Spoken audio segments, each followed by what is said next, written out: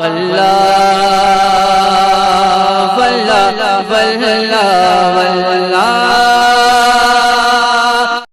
کو علم غیب نہیں تھا، تبھی تو قصاص کے لیے بیعت لی، خون کا بدلہ لینے کی بیعت لی۔ اگر علم غیب ہوتا تو کہہ دیتے کہ عثمان تو زندہ ہیں، عثمان تو حیات ہیں، عثمان کو کچھ ہوا ہی نہیں ہے، تو پھر کس چیز کے لیے بیعت لی وغیرہ وغیرہ۔ تو اس کا جواب ہمارے علماء اہل سنت نے یہ دیا کہ یہ بتاؤ کہ حضور نے بیعت لی؟ کہا کہ ہاں بیعت لی۔ میں نے کہا کس کس کی طرف سے لی؟ 1400 صحابہ نے بیعت کی اور حضرت عثمان کی طرف سے بھی لی۔ تو میں نے کہا کہ بیعت زندوں کی طرف سے لی جاتی ہے، زندوں کی لی جاتی ہے، یا جو انتقال کرتے ہیں ان کی بیعت لی جاتی ہے؟ جی ہم وہ پیر صاحب کو دیکھنا چاہتے ہیں جو مردوں کی بیعت لیتے ہیں۔ اس کا کچھ کر دیجیے آپ لوگ، میں رک رہا ہوں 2 منٹ، اس کی سیٹنگ کرتے ہیں۔ I am done.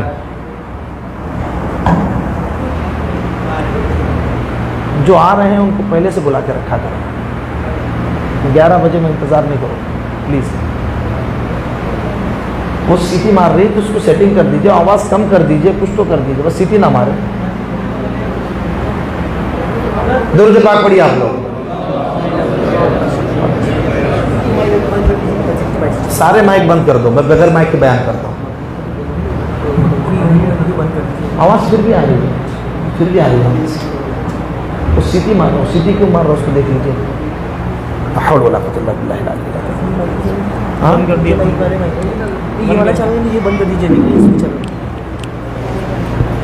اب آپ لوگ جانتے نہیں کتنی تکلیف ہوتی ہے، وہ جب چی چی کر رہا دماغ ڈسٹرب ہو رہا ہے، میں بول نہیں پا رہا ہوں۔ حول ولا قوت الا باللہ العلی العظیم۔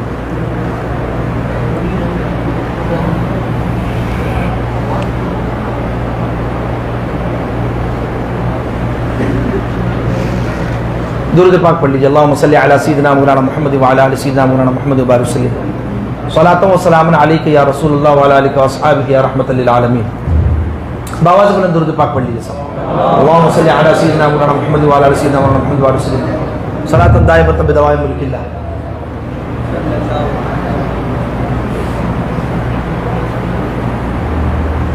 تو کہنے لگے صاحب کہ حضور کو اگر علم غیب ہوتا تو حضور پہلے فرما دیتے کہ عثمان زندہ ہے، بیعت لینے کی ضرورت کیا تھی؟ ہم نے کہا کہ نبی اکرم صلی اللہ تعالی علیہ وسلم نے حضرت عثمان کی بھی بیعت لی، یعنی حضرت عثمان کی طرف سے خود بیعت لی اپنے ہاتھ کو عثمان کا ہاتھ کہہ کر کے۔ تو اس سے یہ پتا چلا کہ رسول اللہ کو علم تھا کہ عثمان زندہ ہے، تبھی تو بیعت لی تھی ان کی طرف سے۔ اور فائدہ کیا ہوا؟ تو فائدہ اس سے یہ ہے کہ 1400 صحابہ کو اللہ تبارک و تعالیٰ کی رضا اور خوشنودی کی بشارت ملی ہے۔ قرآن میں آیت نازل ہوئی، ان سے راضی ہو چکا۔ یہ بشارت اللہ کے رسول صلی اللہ تعالیٰ علیہ وسلم کے اس عمل مبارک سے 1400 صحابہ کو اللہ کی رضا کی خوشخبری اور بشارت ملی۔ اللہ اکبر، حضرت عثمان کی شان ظاہر ہوئی، حضرت عثمان کا مقام معلوم ہوا۔ ورنہ میں پوچھتا ہوں کہ وہ پیر صاحب دکھاؤ مجھے دنیا میں جو مردوں کی بیعت لیتے ہیں۔ دنیا میں کوئی پیر نہیں جو انتقال ہونے کے بعد قبرستان جا کے بیعت لے۔ ویسے بھی پیر صاحب لوگ قبرستان کم ہی جاتے ہیں جی، پیر صاحب نے اپنے قبرستان میں کم دیکھا ہوگا، بہت کم۔ کوئی موٹا مرید مر جائے تو ضرور جاتے ہوں گے، لیکن کوئی غریب مرید تو جلدی نہیں جاتے قبرستان۔ پیر صاحب قبرستان ایک ہی مرتبہ جاتے، واپس نہیں آتے۔ نہیں سمجھا جی؟ حضور نے فرمایا کہ قبروں کی زیارت کیا کرو، قبروں کی زیارت کیا کرو، اس لیے کہ آخرت یاد آتی ہے اس سے۔ اور قبرستان میں جو ہے دنیا کی باتیں نہیں کرنا۔ ہمارے دلوں سے خوف نکل چکا ہے۔ حضرت عثمان غنی قبرستان جاتے تھے تو اتنا روتے تھے کہ آنسوؤں سے داڑھی تر ہو جاتی تھی،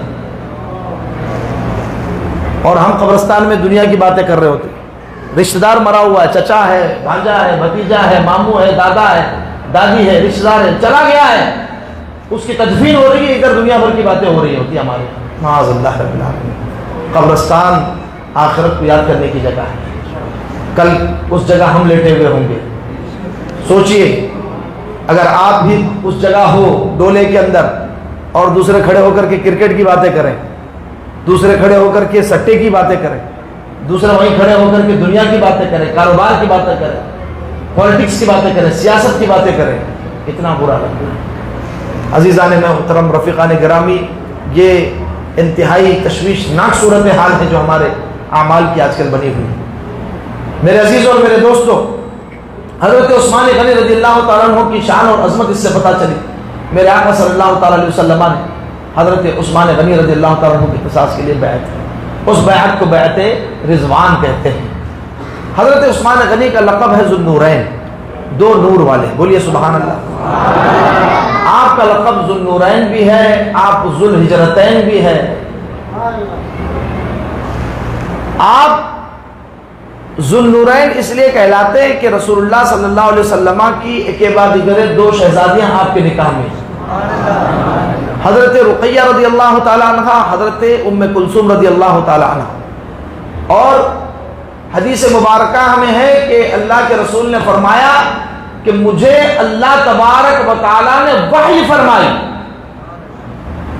اللہ نے وحی فرمائی کہ میں اپنے دو کریم بیٹیوں کا نکاح ایک کے بعد دیگر عثمان سے کروں۔ دو کریم کہا، کریم، سبحان اللہ، کریم عطیہ، یہ الفاظ حدیث کے کہ اپنی دو کریم بیٹیوں کا۔ تو صرف سیدہ کائنات ہی کریمہ نہیں ہے، سیدہ رقیہ بھی کریمہ ہے، سیدہ ام کلثوم بھی کریمہ ہے۔ درجہ سب سے افضل سیدہ کائنات کا ہے، لیکن ان کا بھی تو ذکر کبھی کرے نا۔ یہ جو دعوے دار ہے اہل بیت سے محبت کے، یہ کب ذکر کرتے ہیں؟ ان کا ذکر نہیں کرتے، کیونکہ حضرت عثمان کے نکاح میں تھی۔ یہاں تک کہ دریدہ دہنی کرتے ہیں کہ وہ انکار کر دیتے کہ رسول اللہ کی ایک ہی شہزادی ہے۔ جی میں آپ کو حوالے دکھا سکتا ہوں، 50 اور حافظوں نے منع کیا ہوا کہ رسول اللہ کی صرف ایک ہی بیٹی تھی، سیدہ فاطمہ زہرا رضی اللہ عنہا، بس، اور کوئی شہزادی نہیں تھی رسول اللہ۔ یہ ہے ان کا عالم۔ حضرت رقیہ رضی اللہ لے کر کے قاصد مدینے میں داخل، تعجب تو اس وقت ہوتا ہے کہ ذاکر نائک بھی ان کو ذو النورین بولتا ہے۔ بولیے نا سبحان اللہ، نہیں سمجھا؟ ارے جو حضور کے نور ہونے کا منکر ہے وہ ان کی بیٹیوں کو نور کہتا ہے۔ سے پایا گوشالہ نور کا، نور کی سرکار سے پایا گوشالہ نور کا، ہو مبارک تم کو ذو النورین جوڑا نور کا، ہو مبارک تم کو ذو النورین جوڑا نور کا۔ درود پاک پڑھیے، اللہم صلی علی سیدنا مولانا محمد وعلی آل سیدنا مولانا محمد وبارک وسلم، صلاۃ و سلام علیک یا رسول اللہ۔ اور دو بیٹیاں دو نور ہیں، تو جن کی بیٹیاں نور ہے وہ آقا بھی تو نور ہے۔ فرمایا تیری نسل پاک میں ہے بچہ بچہ نور کا، تو ہے عین نور تیرا سب گھرانہ نور۔ تو وہ نور والے، ان کے بچے نور والے، سبحان اللہ، ان کا سارا گھرانہ نور والا، بولیے سبحان اللہ۔ تو جو دو نور آئے تو صحابہ بھی ان کو پکارتے تھے، دو نور والا ہے، دو نور والا ہے، ذو النورین ہے، ذو النورین ہے، ذو النورین ہے، اللہ اکبر۔ تو عثمان ذو النورین ہوئے اور ذو الہجرتین بھی ہوئے۔ سب سے پہلے آپ نے ہجرت فرمائی اپنی اہلیہ کے ساتھ حبشہ کی طرف، پھر ہجرت فرمائی مدینہ منورہ کی طرف۔ آقا علیہ السلام نے حدیث مبارکہ میں ارشاد فرمایا کہ حضرت لوط کے بعد اپنے اہل و عیال کے ساتھ ہجرت کرنے والا سب سے پہلا بندہ حضرت میرا عثمان غنی۔ نبی اکرم صلی اللہ علیہ وسلم نے فرمایا حضرت لوط علیہ السلام کے بعد ہجرت حضرت عثمان غنی کی، اہل و عیال کے ساتھ میں، بولیے سبحان اللہ، اور کوئی نہیں، پوری فیملی کے ساتھ۔ اور دو جگہ ہجرت کی، ادھر بھی ہجرت کی حبشہ کی طرف، پھر واپس تشریف لائے اور پھر ہجرت فرمائی مدینہ طیبہ کی طرف، اہل و عیال کے ساتھ، بیوی بچوں کے ساتھ میں۔ اس اعتبار سے وہ کیا ہوئے؟ ذو الہجرتین بھی ہوئے، جی ہاں۔ اور بدر میں سرکار نے ان کو شامل فرمایا تو وہ ہو گئے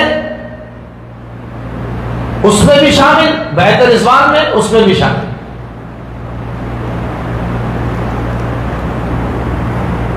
یہ خصائص ہیں، ایکسکلوسیو کوالٹیز ہیں حضرت عثمان ذو النورین رضی اللہ تعالیٰ عنہ کی۔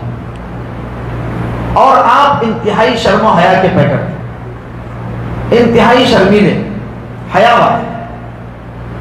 ام المؤمنین سیدتنا عائشہ صدیقہ رضی اللہ تعالیٰ عنہ روایت فرماتی ہیں، کان رسول اللہ صلی اللہ تعالیٰ علیہ وسلم مستجعا فی بیتی، رسول اللہ صلی اللہ تعالیٰ علیہ وسلم میرے گھر میں آرام فرما رہے تھے، آرام فرما رہے تھے۔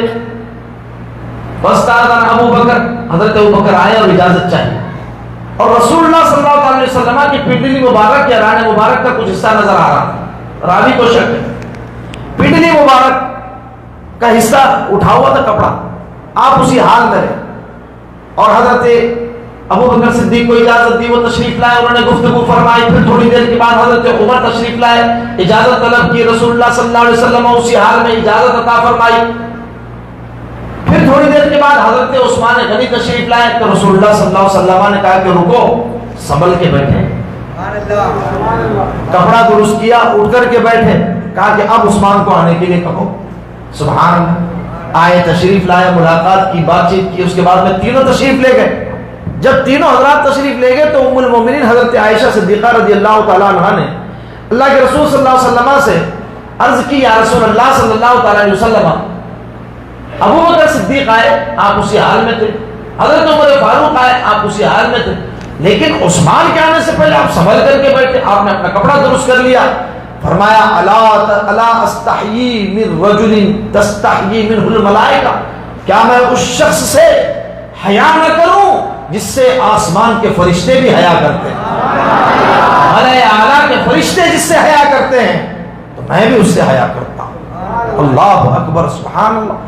اسی لیے دوسری حدیث میں فرمایا کہ میری امت میں سب سے زیادہ ارحم امتی بی امتی ابی بکر، کہا کہ میری امت میں سب سے زیادہ رحم کرنے والا ابو بکر ہے، کہا کہ اللہ کے حکم کو نافذ کرنے والا میرا عمر ہے، حیا والا عثمان غنی ہے، اشد حیاء من امتی عثمان، فرمایا کہ عثمان میری امت میں سب سے زیادہ شرم و حیا والا، شرم و حیا کا پیکر ہے عثمان غنی رضی اللہ تعالیٰ عنہ۔ پھر فرمایا کہ وَأَقْضَاهُمْ عَلِي، ان میں سب سے زیادہ درست فیصلہ کرنے والا میرا علی ہے، سبحان اللہ، زور سے کہیں سبحان اللہ۔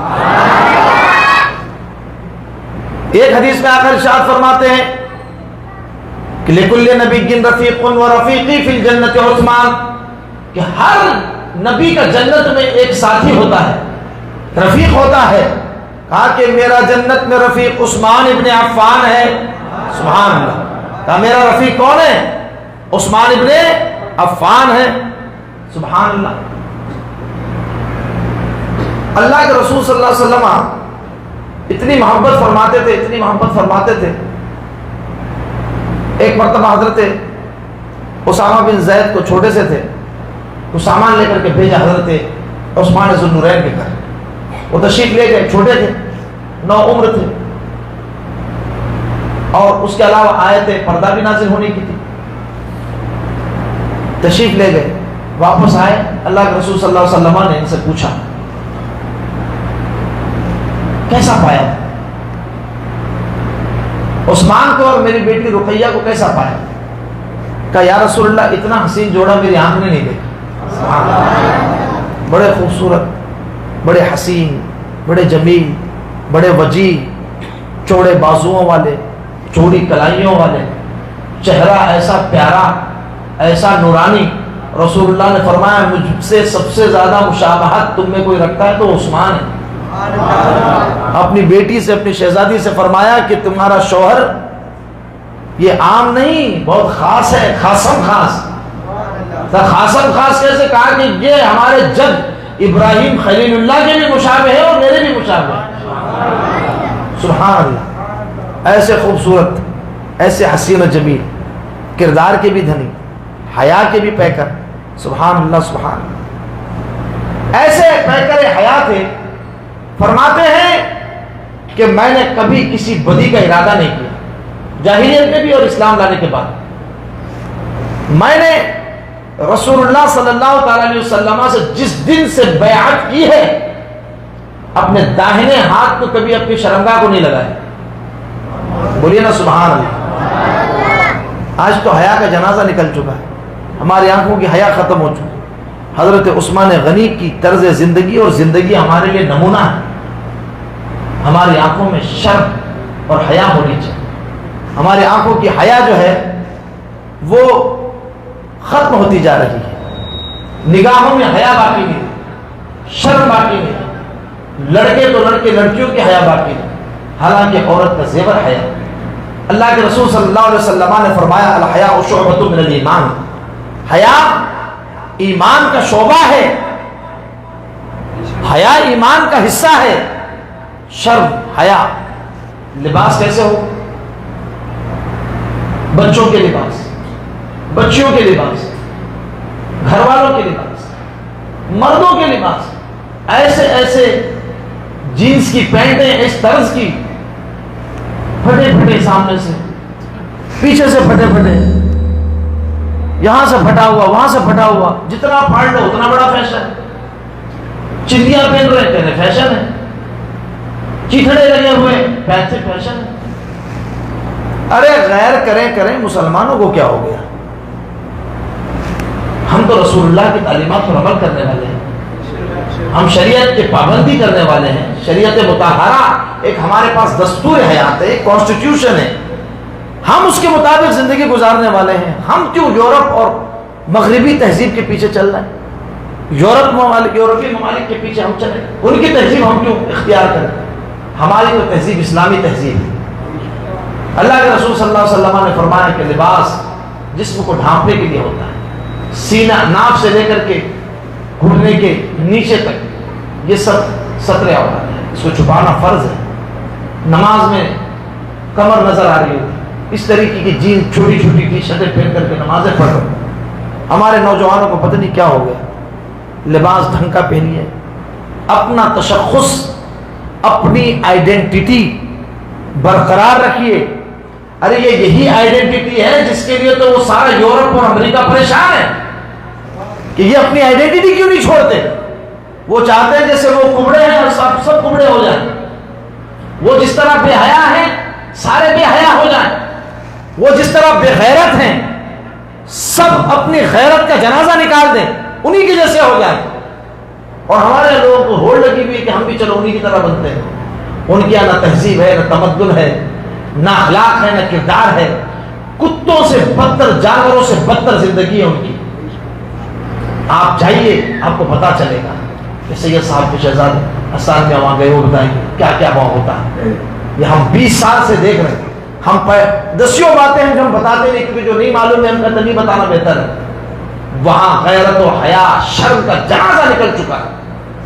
اور ہم بھی چاہتے ہیں کہ ہم انہی کے رنگ میں رنگ جائیں, ہم ان کے جیسے ہو جائیں. نہ ہم تو رسول اللہ کا کلمہ پڑھنے والے ہیں, ہم رسول اللہ کی تعلیمات پر عمل کریں. ہم رسول اللہ کی سیرت, رسول اللہ کی تعلیمات پر عمل کریں گے. یہ ہمارا تشخص ہے, آئیڈینٹی ہے. مسلمان ہیں ہم نے رسول اللہ کا کلمہ پڑھا ہے, ہم ان کی تعلیمات پر عمل کریں. ترقی کا مطلب یہ نہیں کہ آدمی ننگا ہو جائے. ترقی یہ نہیں ہے. پروگریسو ہونا ہے, ایڈوانس ہونا ہے, ماڈرن ہونا ہے. علم حاصل کیجئے, ترقی اس میں ہوگی.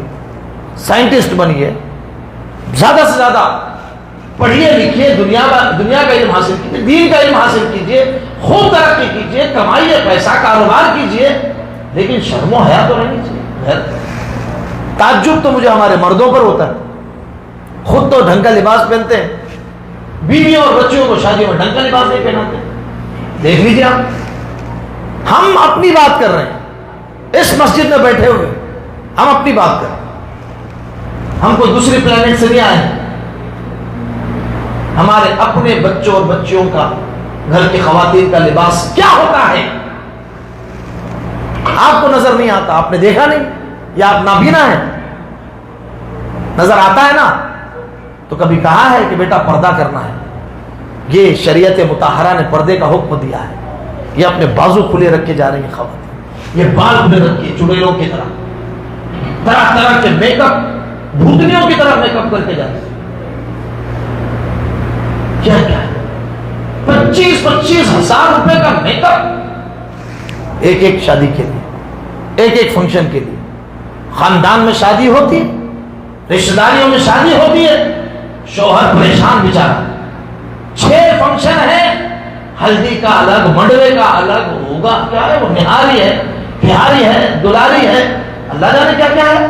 اس کے بعد میں پھر شادی کے بعد پھر بعد میں بربادی، ولیمے کا الگ ہے. پھر اس کے بعد میں ایک سلسلہ لگایا ہوا ہے وہ جمعہ کی.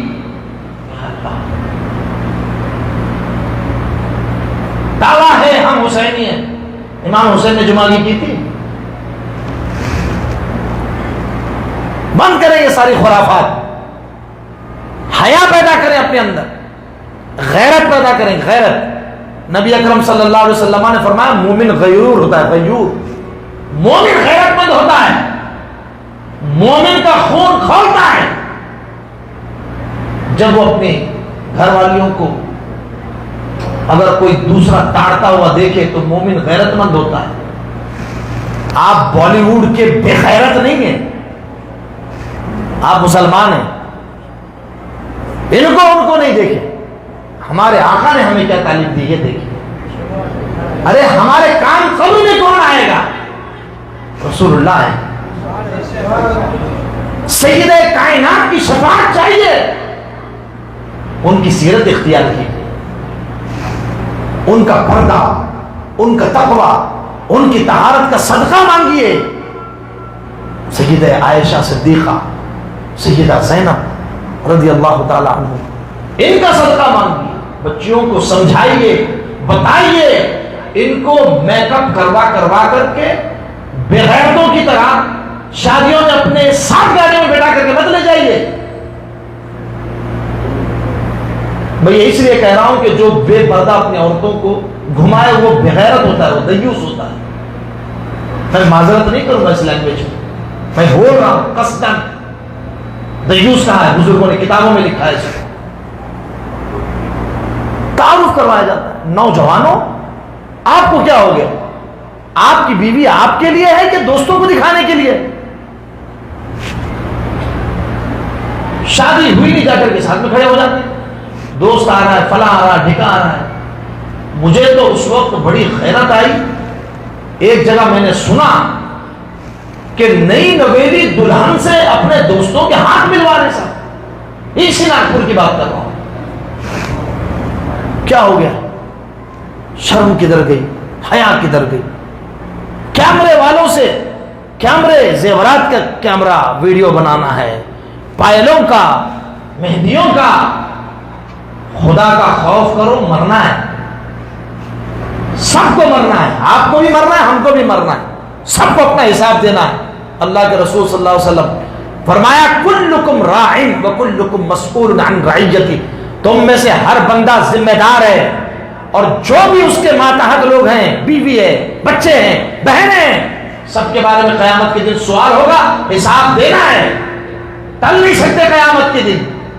دنیا میں تو کہو گے وہ مولانا اپنا کام کرو، کوئی بات نہیں. ہم کو تو کہہ دو اللہ کی بارگاہ میں کیا جواب دو؟ اللہ کی بارگاہ میں کیا جواب دو گے؟ اللہ کی بارگاہ میں کیا جواب دو گے؟ سوچئے، اپنی اصلاح کیجئے، دین سے چمٹ جائیے، دین کو اپنے سینے سے لگا لو. 4 دن کی زندگی ہے، یہاں بھی کامیاب ہوگے، وہاں بھی کامیاب ہوگے. بچیوں کی نگہداشت کیجئے، ان کو آخرت یاد دلائیے. 15 سال 16 سال جب ہارمونز چینج ہوتے ہیں بچیوں کے، باڈی کے، جسم کے، انہیں بتائیے بیٹا یہ دوستی، یاری، سہیلیاں گمراہ کریں گی، دھوکے دیں گی، دھوکے میں رکھ کر کے تم سے غلط کام کروائیں گی، غلط نوجوانوں سے تعلقات پیدا کروائیں گی. اس کے بعد میں تمہاری بربادی پر ہنسیں گی، تماشا دیکھیں گی. یہ کوئی کام آنے والا نہیں ہے. اللہ تبارک و تعالیٰ پر بھروسہ رکھو، اللہ تبارک و تعالیٰ کی عبادت کرو، دعا کرو. اللہ تبارک و تعالیٰ تمہاری قسمت اچھی کرے گا، نیک و صالح جوڑا ملے گا. ماں باپ کی عزت کا خیال رکھو، گھر والوں کی عزت کا خیال رکھو. کام کر رہی ہو کرو، شریعت کے دائرے میں. پڑھائی کرنا ہے کرو شریعت کے دائرے میں. جہاں شریعت نے اجازت دی ہے وہ کیجیے. ہم اس کے مخالف نہیں ہیں، نہ تعلیم کے مخالف ہیں، لیکن یہ ہے کہ اگر کالج اور یونیورسٹیز بے پردہ بچیوں کو آپ نے بھیجا، ان کی نگہداشت نہیں کی، ان کی اسلامی تربیت نہیں کی، ان کے دل میں اسلام کی محبت نہیں ڈالی، اللہ اور اس کے رسول کی محبت نہیں ڈالی، تو آپ تیار رہیے، وہی ہوگا جو آج ہو رہا معاشرے میں۔ دوسروں نے پوری تیاری کر رکھی ہے، ہزاروں لاکھوں روپے خرچ کرتے ہیں وہ ہماری ایک ایک بچی کی زندگی برباد کرنے کی پوری منظم سازش چل رہی ہے، اور ہمیں ہوش نہیں ہے۔ ہم نے موبائل دے دیا، بچی 18 سال کی ہوئی، شی از ایڈلٹ ناؤ، اس کو ہم نے 18 برتھ ڈے پہ موبائل دے دیا، آئی فون 14، آئی فون 13، فلاں دکھا۔ کس سے بات کر رہی ہے، کیا کر رہی ہے، کہاں آ رہی ہے، کہاں جا رہی ہے، کون سہیلیاں ہیں، کسی پر نظر نہیں ہے۔ میرے عزیز، حیا مومن کا زیور ہے، حیا مومن کا زیور ہے، اس کو یاد رکھیے۔ آپ سے اور ہم سے سب سے سوال ہوگا، لہذا حسینیت کا مطلب یہ نہیں کہ صرف آپ امام حسین کا ذکر کرو، بریانی کھاؤ، شربت پیو اور چلے جاؤ۔ حسینیت کا مطلب یہ ہے کہ ہر حرام کام سے دور رہو، ہر کار حرام سے دور رہنا، یہ حسینیت ہے۔ بولیے سبحان اللہ۔ امام حسین کا کردار، عثمان ذو النورین کا کردار، کہ نبی اکرم جن سے حیا فرمائے، سبحان اللہ، اللہ ان کی حیا کا صدقہ ہمیں عطا فرمائے، ہماری نگاہوں کو اللہ تبارک و تعالیٰ جھکائے۔ جو آنکھ، یاد رکھیے، جو آنکھ حرام دیکھے، اللہ کے رسول نے فرمایا کہ من ملأ عینہ من الحرام ملأ اللہ تعالی یوم القیامت عینہ من النار، او کما قال رسول اللہ۔ امام غزالی نے حدیث نقل فرمائی مکاشفۃ القلوب میں، فرمایا کہ جس نے اپنی آنکھ میں حرام بھرا، آنکھ سے حرام دیکھا، جس چیز کو اللہ رسول نے منع فرمایا اس کو دیکھتا رہا، قیامت کا دن ہوگا اللہ تبارک و تعالیٰ اس کی آنکھ میں جہنم کی آگ ڈالے، جہنم کی آگ بھری جائے۔ کیسے آزمائش کا دور ہے آپ بتائیے؟ چھوٹے چھوٹے بچوں کے ہاتھ میں اینڈرائڈ موبائل، بے حیائی عام ہو چکی ہے۔ اللہ کا خوف دل میں پیدا کریں، اللہ کے خوف سے رونے والی آنکھ اللہ تبارک و تعالیٰ اس کے سارے گناہ معاف فرما دیتا۔ توبہ کیجئے، ہم گنہگار ہیں، سیاہکار ہیں، بدکار ہیں، لیکن توبہ کرتے، توبہ کریں اور آئندہ گناہ نہ کرنے کا عزم کریں۔ گھر والوں سے بھی توبہ کروائیں، آئندہ ہم شرعی لباس پہن کے جائیں، رشتہ داریوں میں، شادیوں میں، جہاں بھی دعوتوں میں، جب بھی کہیں بلایا جائے گا پیار سے سمجھاؤ۔ ہم نہیں کہہ رہے کہ بھائی ڈانٹو ڈپٹو چلاؤ پکارو، نہیں، درد سے سمجھاؤ، رو ان کے سامنے، یار کہ خدا کے واسطے میں نہیں دیکھ سکتا تجھ کو جلتا ہوا میری بیٹی، میں تجھے آنکھ کے انگاروں میں بھڑکتا ہوا نہیں دیکھ سکتا، میری شریک حیات، میں چاہتا ہوں کہ تو بھی شریعت کے مطابق چل، میں بھی شریعت کے مطابق چلوں، ہماری زندگی جنت نظیر ہو جائے گی، ہمارا گھر جنت کا نمونہ بنے۔ پیار سے سمجھانا پڑے گا، بولنا پڑے گا، شدت نہیں، بھیجا سکتی نہیں، پیار سے سمجھا، کیونکہ ابھی اتنے دور تک آپ نے جو ہے وہ بھیڑ دی ہوئی ہے، تو ایک بار کی کوئی چیز راہ راست پہ نہیں آتی ہے، بڑا ٹائم لگتا ہے۔ وہ تو نپ دا بٹ کہتے ہیں اس کو، شروع میں ہی اس کو کنٹرول کرنا ہوتا ہے۔ غربا کشتن روز اول، تو یہ جو بلی کاٹی جاتی ہے وہ پہلے دن کاٹی جاتی ہے، سمجھے؟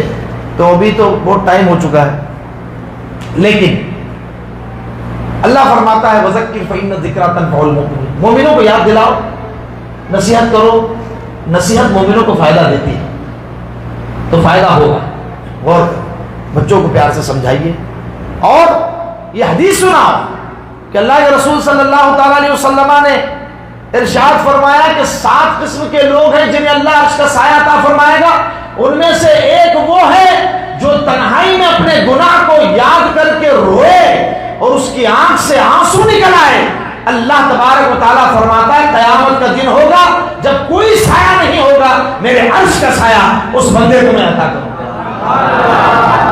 بولیے سبحان اللہ۔ ہمارا رب بڑا پروردگار، ہمارا بڑا کریم ہے۔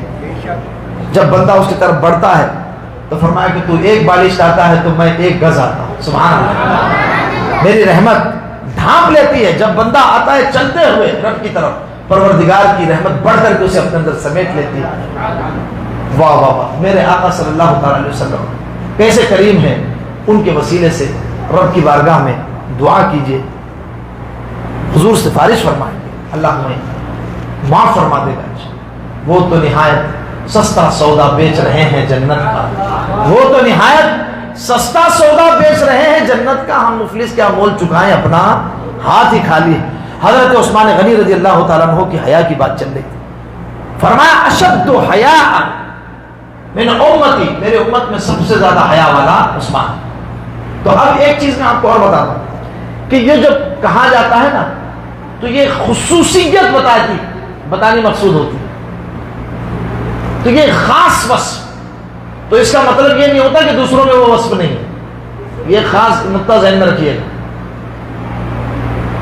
مولا کائنات کی خصوصیت سب سے درست فیصلہ کرنے والے, بہترین قاضی. اس کا مطلب یہ نہیں کہ حضرت ابوبکر صدیق کے فیصلے غلط ہوتے ہیں. میں آپ کو بتا رہا ہوں کہ دوسرے طرف لے جا کے فوراً جو ہے نا ڈائیورٹ کیا جاتا ہے. آج کل طریقہ واردات یہ بھی ہے, ایسا نہیں. یہ خصوصیت ہے, حضور نے بتایا کہ سارے حیا والے ہیں, یہ سب سے زیادہ حیا والا ہے. سبحان اللہ, واہ واہ, سبحان اللہ بولے نا. سارے حیا والے ہیں. ہاں صحابہ سارے حیا والے. میرے آقا نے فرمایا میں سب سے زیادہ غیرت مند ہوں, میں سب سے حیا. کہا کہ عثمان میرے بعد سب سے زیادہ حیا والا. سبحان اللہ. ہاں حضور نے حدیث میں فرمایا میرے بعد سب سے زیادہ حیا والا میرا عثمان ہے. اور اتنی محبت فرماتے تھے کہ بدبخت مر گیا, حضرت عثمان سے بغض رکھتا تھا. سنیں اس کو. جب وہ مر گیا, کسی نے کہا کہ حضور فلاں مر گیا, جنازہ پڑھائیے. حضور نے کہا نہیں, جنازہ نہیں پڑھاؤں گا. رسول اللہ صلی اللہ علیہ وسلم نے جنازہ پڑھانے سے انکار کر دیا, منع فرما دیا. کہا کہ حضور جنازہ نہیں پڑھا رہے, وجہ کیا ہے؟ کہا کہ کانا یبغض عثمان, وہ عثمان سے بغض رکھتا تھا. اور لوگ کہتے ہیں کہ جنازہ پڑھا دو نا حضرت, کیا ہوتا ہے, مر گیا ہے, جو کیا, جنازہ پڑھ لینا چاہیے, سب کا جنازہ پڑھا دو. انہوں نے کہا کہ رسول اللہ نے نہیں پڑھا جنازہ. جو عثمان سے بغض رکھ کے رضی اللہ تعالیٰ عنہ, اس کا جنازہ رسول اللہ نے نہیں پڑھا. جو رسول اللہ سے بغض رکھ کے, اس کا جنازہ ہم کیسے پڑھیں؟ بولیے, پڑھیں گے. یہی فلسفہ ہے بس, یہ حدیث کی روشنی میں. ہم کوئی ایکسٹریمسٹ نہیں ہیں, ہم وہی بتاتے ہیں جو اللہ اور رسول نے بتایا. بولیے سبحان اللہ. مجھے آپ یہ بتائیے, کوئی آپ کے باپ کو گالی دے, آپ کے والد کو گالی دے آپ کے سامنے, اور اس کے بعد میں وہ مر جائے, کوئی کہے آؤ جنازہ پڑھا دو, آپ بولیں کوئی دوسرا ڈھونڈ لو بھائی, میں نہیں پڑھ رہا نماز جنازہ. کیوں؟ غیرت ہے نا, غیرت ہے. اب اس کا جو معاملہ ہوگا سمجھے. یہاں تو عقیدہ بھی گڑبڑ نہیں, اس کے باوجود آدمی کو غیرت ہوتی ہے. حالانکہ جنازہ پڑھنا چاہیے, مسلمان ہو تو جنازہ پڑھنا چاہیے, اس کی بڑی فضیلت ہے. لیکن نہیں پڑھتا آدمی, ضد میں نہیں پڑھتا, غصے میں نہیں پڑھتا. تو میں کہتا ہوں کہ اپنے باپ کی بات آئی تو بڑا غیرت کا مظاہرہ ہوتا ہے. جہاں صحابہ کی بات آئے تو آپ کو کوئی غیرت نہیں آتی, جہاں رسول اللہ کی گستاخوں کی بات آئے تو آپ کو کوئی غیرت نہیں آتی. چلتا ہے جی, سب کو لے کے چلو, حیات لے کے چلو, کائنات لے کے چلو, چلو تو سارے زمانے کو ساتھ لے کے چلو. میں نے کہا ایک شربت بناتا ہوں میں, آپ اس کو پیجئے گا. اس کے اندر ہم ڈالیں گے شربت روح افزا, اور اس کے بعد میں کاجو, بادام, دودھ, اخروٹ, پستہ, اور بس 100 ml پیشاب, اور اس کے بعد میں آپ کو یہ کاکٹیل دیا جائے گا پینے کے لیے. تو آپ پیجئے, سب کو ساتھ میں لے کر کے چلنے والے. پیئیں گے؟ ارے کیوں نہیں پیئیں گے, 90% تو صحیح ہے نا. یہی لاجک پیش کی جاتی ہے بھائی 90%, تھوڑا سا تو مسئلہ ہے. تو میں نے کہا اس میں بھی تو تھوڑا سا مسئلہ ہے, چلو ٹھیک ہے 100 ml زیادہ ہو گیا, آپ ایک کام کریں 2-3 قطرے ڈال دو اس کے اندر, ایسنس کی طرح 2-3 قطرے ڈال دیں, سمجھ میں بھی نہیں آئے گا. خوشبو ہے, ذائقہ ہے, فالودہ ہے, کیا بات ہے, بامبے کرش ہے. پیجئے, 2 قطرے ہی تو ہیں. پیئیں گے؟ نہیں پیئیں گے تو بس بات ختم ہو گئی. ہمارا بھی یہی مسئلہ ہے, ہماری کسی سے ذاتی لڑائی نہیں, ہمارا کسی سے ذاتی جھگڑا نہیں. جو بے ادب ہے, جو گستاخ ہے, جو رسول اللہ کا بے ادب ہے, ہم اس کی نماز جنازہ نہیں. یہ یہاں سے حضرت عثمان غنی رضی اللہ تعالیٰ عنہ کی جو بے ادبی کرنے والا ہے, رسول اللہ نے فرمایا کہ میں اس کی نماز جنازہ نہیں پڑھوں گا. یہ حضور کے فعل مبارک سے ثابت ہے. بولیے نا سبحان اللہ. دلیل سے بات کر رہے ہیں, کوئی ہوائی فائرنگ نہیں, کوئی ادھر ادھر کی بات نہیں کر رہے ہیں. الحمدللہ. اب دیکھیے حضرت عثمان ذوالنورین رضی اللہ تعالیٰ عنہ وہ صحابی ہے جو عشرہ مبشرہ میں سے، عشرہ مبشرہ وہ 10 صحابی جنہیں رسول اللہ نے جیتے جی جنت کی خوشخبری سنائی، وہ 10 جن کو جنت کا مژدہ ملا، وہ 10 جن کو جنت کا مژدہ ملا، اس مبارک جماعت پہ لاکھوں سلام۔ تو اس مبارک جماعت میں حضرت عثمان غنی بھی ہے، ذرا سبحان اللہ کریں۔ اس میں عثمان ذوالنورین، حضرت ابوبکر صدیق ہے، حضرت عمر ہے، حضرت عثمان ہے، حضرت علی، اسی ترتیب سے ہاں وہ حدیث بھی، ابوبکر فی الجنہ، عمر فی الجنہ، عثمان فی الجنہ، علی فی الجنہ۔ اس کے بعد میں سعید ہے، سعد ہے، عبد الرحمن ابن عوف ہے، سعد ابن ابی وقاص ہے، سعید ابن زید ہے، سبحان اللہ، ہاں زبیر ابن عوام ہے، ہو گئے 10 عشرہ مبشرہ، یہ 10 جنتی، بولیے سبحان اللہ، بشارت دینے والے میرے آقا، سبحان اللہ۔ حضور کو معلوم ہے کون جنت میں جائے گا، وہاں بھی بولتا نہیں معلوم ہے، ان کو دیوار کے پیچھے کی خبر نہیں ہے، میں کہتا ہوں کہ رسول اللہ کو معلوم ہے کون جنت میں جائے گا۔ جنت تو بہت بات کا مرحلہ ہے نا، ارے تو دیوار کی بات کرتا۔ حضور فرماتے ہیں مجھے یہ بھی معلوم ہے سب سے آخر میں جہنم سے کون نکالا جائے گا، فرمایا وہ جل کر کے بالکل کوئلہ ہو چکا ہوگا، اس کو نکالا جائے گا اس سے، وہ بھی میری شفاعت سے جہنم سے۔ اس کے بعد میں اس کا سارا جسم درست ہوگا، اس کو نہلایا جائے گا، دھلایا جائے گا، تو پورا اس کا گوشت بڑا پھر خوبصورت ہوگا، پھر اس کو حکم دیا جائے گا میں اس کا نام بھی جانتا ہوں، اس کا خاندان بھی جانتا ہوں، اس کا قبیلہ بھی جانتا ہوں، بولیے نا سبحان اللہ۔ اور کوئی غیب کیا تم سے نہا ہو بھلا، جب نہ خدا ہی چھپا تم پہ کروڑوں درود۔ اس نے فرمایا نا کہ جو ہو چکا ہے، جو ہوگا، حضور جانتے ہیں تیری عطا سے خدایا، حضور جانتے ہیں بروز حشر کریں گے شفاعت چن چن کر، کیونکہ ہر ایک غلام کا چہرہ، حضور جانتے ہیں ہر ایک غلام کا چہرہ، نام بھی جانتے ہیں، سرکار جنت عطا فرما رہے ہیں کیونکہ مالک جنت ہے، مالک جنت ہے، کوئی اور جنت تقسیم نہیں کر سکتا، آپ بتا ہی نہیں سکتے۔ حضور نے فرمایا ابو بکر، عمر، عثمان، علی سب جنت میں، اور فرمایا کہ حسن حسین جنتی جوانوں کے سردار، جنت کی بشارت ہے، میری فاطمہ جنتی خواتین کی سردار، جنت کے بوڑھے لوگوں کے سردار۔ تو ایک صاحب کہنے لگے کہ جنت میں تو کوئی بوڑھا ہوگا ہی نہیں، میں نے کہا کہ دونوں حدیثیں ایک ہی سند کی ہے، سیدہ شباب اہل الجنہ والی، سیدہ کہول اہل الجنہ والی، ایک مرتبے کی سند ہے، ایک ہضم ہوتی دوسری کیوں ہضم نہیں ہوتی، کچھ مسئلہ ہے آپ کے ساتھ میں، تو آپ اپنا ہاضمہ درست کروائیے، ایمانی ہاضمہ درست کروائیے، اور آئیے اعلیٰ حضرت کی بارگاہ میں وہ سب ہضم کرواتے ہیں، جس کا جو مقام و مرتبہ ہے۔ جی ہاں، وہ چورن بھی بریلی میں ملتا ہے، عقیدے کا جو عقیدہ درست کر دیتا ہے۔ آپ پیٹ کے لیے چورن کھاتے ہو، یہ عقیدے کا، یہ سبحان اللہ، بولیے نا سبحان اللہ۔ اعلیٰ حضرت عطا فرماتے ہیں، کہا کہ سیدہ کہول اہل الجنہ جو دنیا میں جوانی میں گیا، ان جوانوں کے جنت میں سردار امام حسن و حسین، اور جو بوڑھے ہو کر کے انتقال کریں ان کے سردار امام حضرت ابوبکر صدیق اور حضرت عمر فاروق ہے۔ بات سمجھ میں آ گئی؟ تو جوانوں کے سردار اور بوڑھے کے سردار، مطلب جس کا جیسے انتقال ہوا اس اعتبار سے، کروڑ لوگ جوانی میں بھی گئے، جائیں گے بھی، آگے اور بھی جائیں گے، اب عمریں کم ہوتی جا رہی تو اور زیادہ جوانی میں جائیں گے، پہلے لوگوں کی عمریں تھی وہ بڑی بڑی عمریں تھی، زیادہ جیتے تھے، تو جو بوڑھے ہیں ان کے سردار شیخین کریم ہے، اللہ اکبر۔ اور یہ تو سرکار نے خوشخبری سنائی، میرے آقا صلی اللہ علیہ وسلم نے جنت تقسیم فرماتے، مالک جنت ہے، مالک کونین، وہ پاس کچھ رکھتے نہیں، مالک کونین ہے، وہ پاس کچھ رکھتے نہیں، دو جہاں کی نعمتیں ان کے خالی ہاتھ، دو جہاں کی نعمتیں ہیں ان کے خالی ہاتھ میں، اور 2 مرتبہ اور ایک روایت کے مطابق 3 مرتبہ حضرت عثمان نے جنت خریدی ہے رسول اللہ، سبحان اللہ۔ جنگ تبوک کا موقع ہے، یہ وہی جنگ ہے جس میں حضرت ابوبکر صدیق نے گھر میں جھاڑو پھیر دی، حضرت عمر فاروق پورے گھر کے مال کا 2 حصہ کر کے ایک گھر والوں کے لیے چھوڑا، ایک لے کر کے آ، حضرت عثمان غنی رضی اللہ تعالیٰ عنہ کی ایسی قربانی، اللہ اکبر. حضرت رسول اکرم صلی اللہ علیہ وسلم انکریج کر رہے ہیں, ترغیب دلا رہے ہیں, لوگوں اللہ کی راہ میں خرچ کرو, جہاد کے لیے تیاری کرو. جیش عسرہ ہے, یہ تنگ دستی اور انتہائی مشقت والا جو ہے یہ غزوہ ہے, یہ لشکر کی تیاری, اس کی تیاری کرو.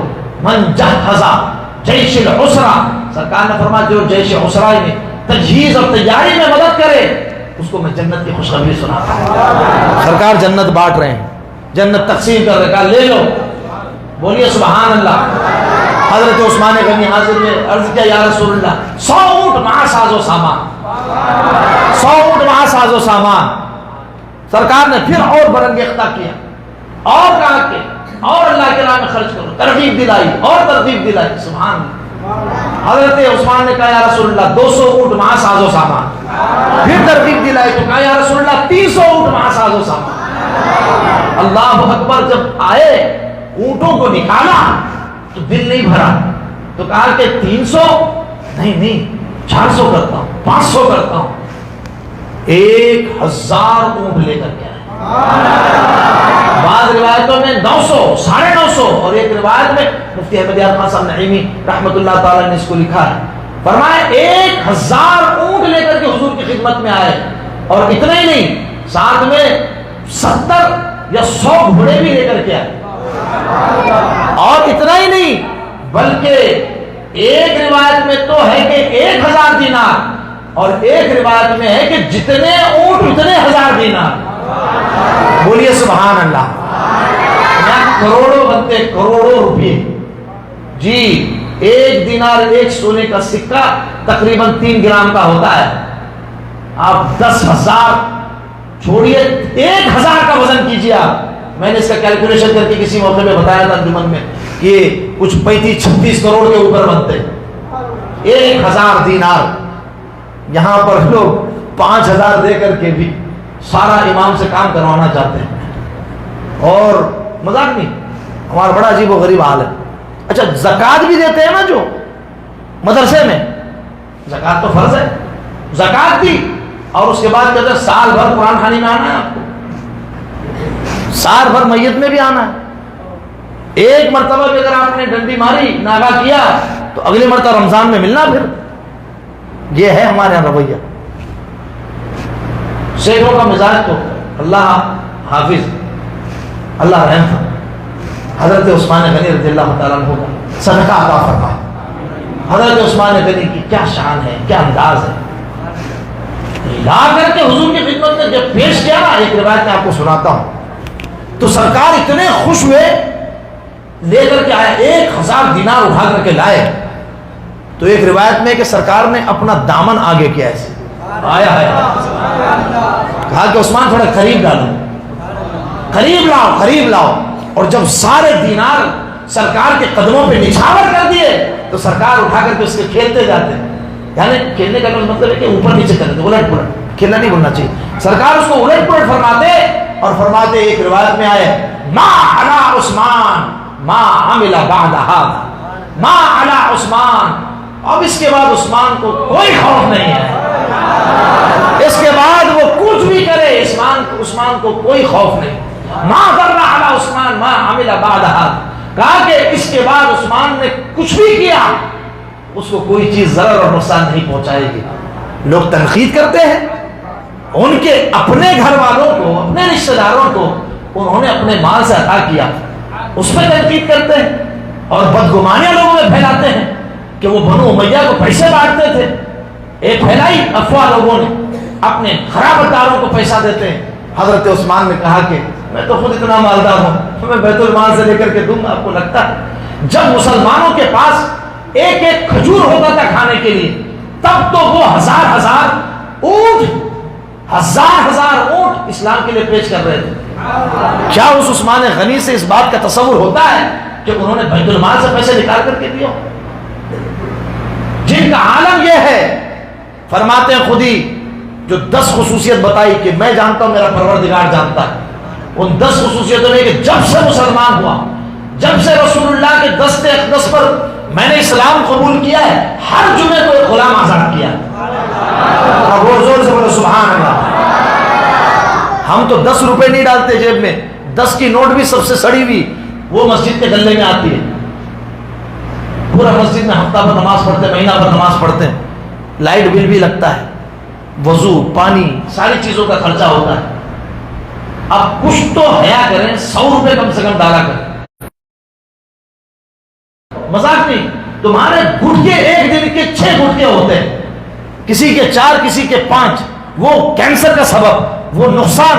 اور ایک گٹکے کا کیا پرائز ہے ابو بھائی کے؟ جی 30 روپیہ، 30 روپے، 120 روپے کا آپ کا 4 گٹکا ہوا. 3-4 گٹکے کھا جاتے ہیں. اور انداز دیکھیے جب ملتے ہیں گٹکا خور آپس میں، ان کی شکلیں دیکھنے والی ہوتی ہیں، کیا خوشی ایک دوسرے میں. پارٹنر آ گیا، پارٹنر آ گیا، وہ کھڑے ہوتے ہی سمجھ جاتا بغل والا کہ اس کو بڑھانا ہے، ہمیں نکالتا ہے جیب سے. واہ واہ. مسجد میں 10 روپیہ، بڑے پیار سے گٹکے کھائے جا رہے ہیں، چائے پہ چائے پیے جا رہے ہیں. وہ وامن چائے تو آمن چائے، جامن چائے، امرت یالے، فلاں یالے، کون سی دکانیں نکلی ہوئی ہے. کیا چائے پی رہے ہیں صاحب؟ ارے ایک میں مزہ نہیں آیا، ایک اور بڑے زبردست. وہ ایڈکشن والی چائے ہے، گھر کی چائے پیا کرو. یہ سے نشہ ہو رہا ہے، آدمی 10 چائے پی کے بھی چین نہیں آ رہا ہے، اس کو پیتے جا رہا ہے. 10 روپے تو ہے. چائے اور سٹا یہ بھی نکلا ہوا ہے نیا والا، چائے پیجیے اور سٹے ماریے، یہ ترغیب دے رہے ہیں. تھوڑا سا سوچیے، اللہ تبارک و تعالیٰ کے گھر، اس کے مینٹیننس، امام کی تنخواہ، کمیٹی والے پریشان. بولے حضرت لوگ دیتے نہیں، ہم کیا کریں؟ لوگ دیں گے تو ہم خرچ کریں گے. میں کہا ٹھیک ہے، جہاں دیتے ہیں وہاں کا کیا حال ہے؟ جہاں پر آمدنی ہے، جہاں سورس آف انکم ہے، وہاں کا بھی وہی حال ہے. تو ہماری قوم جو ہے وہ مولانا کو سائیکل پہ دیکھنا چاہتی ہے. آخرت کو بولے آپ کا سب آخرت میں، درجات بلند کرو. آپ اللہ آپ کے درجات بلند کرے، آپ سب آخرت میں. ارے بھائی بیوی بچے ہیں، اخراجات ہیں. میں سمجھتا ہوں ریزنیبل دیانتداری سے آپ دل پہ ہاتھ رکھ کے، میری اگر غلطی ہے تو آپ بتائیے گا، کم سے کم 25,000 روپے تنخواہ ہونی چاہیے. ایسے غلط بات شیخ صاحب؟ یار وہ تو بڈھے کو پینشن بھی تو اتنی دے رہی ہے، کم سے کم 25-30 تو پینشن والے کو ملتی ہے. تو یہ تو بیچارہ 24 آورس ڈیوٹی دے رہا ہے، کام کر رہا ہے. جنازہ ہے، میت ہے، وغیرہ ہے، شادی ہے، بیاہ ہے، فاتحہ ہے، آپ کا کیا کیا ہے، منگنی ہے، رسمیں ہیں، سب میں تو رہتا ہے. اللہ اکبر. میرے بھائی 10 روپے کی نوٹ نہیں پلیز مسجد میں. 10 روپے بچہ بھی نہیں لے رہا آج کل. وہ کہتا ہے کہ 10 روپے نہیں، ایک چپس اور ایک چاکلیٹ 20 روپے چاہیے. 10 والی چاکلیٹ 10 روپے کا چپس ہے نہیں. بچے نہیں 10 روپے لے رہے ہیں. آپ مسجد میں خیال رکھیے. ساری مسجدوں میں جو جہاں نماز پڑھتا ہے بڑی تکلیف ہوتی ہے. جب میں بورڈ دیکھتا ہوں، ہر مسجد میں جاتا ہوں، میں سب سے پہلے جمعے کی آمدنی کا بورڈ دیکھتا ہوں. 2,500، 3,000، 4,000، 4,500. کیا ہے 1,000 لوگ، 800 لوگ، 500 لوگ مسجد میں ہیں، اور جو ہے وہ مسجد کی کوئی آمدنی نہیں. اللہ اکبر. تھوڑا سا خوف کریں اور مسجد میں 100 روپے 50 روپے ڈالیں جنہیں اللہ نے دیے. جن کی استطاعت نہیں ہے ان کے لیے نہیں کہہ رہا ہوں، جن کی استطاعت ہے میرا خطاب ان سے ہے، میں ان سے مخاطب ہوں. جو دے سکتے ہیں، جو اپنے دوستوں کے ساتھ وہ چائنیز کھانے کے لیے 1,000 روپے روز خرچ کر ڈالتے ہیں، چائنیوں پر سینکڑوں روپے خرچ کر ڈالتے ہیں، دکان پہ بیٹھ کر کے اپنے گراہکوں کو کئی 100 روپے کی چائے پلا دیتے ہیں. وہ مسجد میں آ کر کے 50 روپے ڈالے، وہ مسجد میں آ کر کے 10 روپے اور 20 روپے ڈالے تو بڑا افسوس ہوتا ہے. عزیزان ملت اسلامیہ، رفیقان گرامی، حضرت عثمان غنی رضی اللہ تعالیٰ عنہ رسول اللہ سے جنت خرید. دوسرا موقع چلنے دو، آپ ادھر دیکھیے، توجہ ادھر، ایک مرتبہ کہیے سبحان اللہ. ون آف دوز ڈیز، مطلب ہے کہ نتھنگ گوز یور وے. چلے کبھی کبھی ایسا ہوتا ہے. حضرت عثمان نے ایک اور مرتبہ جنت خرید. وہ موقع تھا جب صحابہ کرام ہجرت کر کے مدینہ طیبہ آئے مکہ المکرمہ سے. مسلمانوں کے لیے پانی کا کوئی صحیح انتظام نہیں تھا. تو بیر روما جو پانی کا ایک کنواں تھا یہ یہودی کی ملکیت میں تھا. حضرت عثمان غنی رضی اللہ تعالیٰ عنہ اور دیگر صحابہ سے اللہ کے رسول صلی اللہ علیہ وسلم نے ترغیب دلاتے ہوئے کہا کہ جو اس کنویں کو خرید کر کے مسلمانوں کے لیے وقف کرتے میں اسے جنت کی بشارت دیتا ہوں. جوڑ سے کہنا سبحان اللہ. حضرت عثمان غنی رضی اللہ تعالیٰ عنہ نے اس یہودی کے ساتھ ڈیل کی اور بڑی تدبیر سے وہ کنواں حاصل کیا. وہ بیچنے کے لیے تیار نہیں تھا, یہودی تھا, بڑا کنجوس, چکو مارواڑی جس کو کہتے ہیں, کچھ چھوڑنے والا نہیں, چکٹ. اس کی آمدنی کا ذریعہ تھا, پیسہ لے کر کے بیچتا تھا. حضرت عثمان نے کہا کہ ڈیل کر لے. اس نے کہا نہیں بیچنا, میرے کو ڈیل نہیں کرنی. کہا کہ کرو تو. پھر حضرت عثمان نے اس سے کہا کہ ٹھیک ہے چلو پورا کنواں نہیں بیچتا, آدھا کنواں بیچ دیں, آدھے کنویں. اچھا کہا آدھا کنواں ٹھیک ہے, آدھا کنواں چلے گا. آدھا کنواں بیچ دیا, آدھا کنواں لے لیا. تقریباً 25,000 درہم دیے اس کو آدھے کنویں کے. 25,000 درہم دیے اور اس کے کہا کہ آدھا کنواں ہمارا. تو کہا کہ اس کی تقسیم کیسے ہوگی؟ کہا کہ ایک دن مسلمان پانی بھریں گے اور ایک دن تم اپنا کاروبار کرنا, بیچنا. تو جس دن مسلمانوں کا ٹرن ہوتا, حضرت عثمان غنی نے اعلان فرما دیا کہ جو چاہے اس سے پانی لے جائے, جو چاہے پانی لے جائے, سب کو اجازت ہے. یہ اللہ اور اس کے رسول کے لیے وقف ہے, اللہ کی رضا کے لیے, اللہ کے رسول کے رضا کے لیے وقف فرما دیا. حضرت عثمان ذو النورین نے فرما دیا کہ اب یہ وقف ہے. اب جس دن مسلمانوں کا ٹرن ہوتا تو سارے جو ہے مسلمان پانی بھر لیتے 2 دن کا. جو مدینے کے آس پاس رہنے والے وہ بھی بھر لیتے, تو سارے پانی بھر لیتے. جب یہودی کا ٹرن آتا تو کنویں پہ بیٹھا رہتا, اس کے پاس کوئی خریدنے نہیں آتا, کوئی پانی لینے آتا ہی نہیں. تو اس نے کچھ دنوں تک دیکھا بھائی, اس نے کہا کہ بھائی میں تو مات کھا گیا.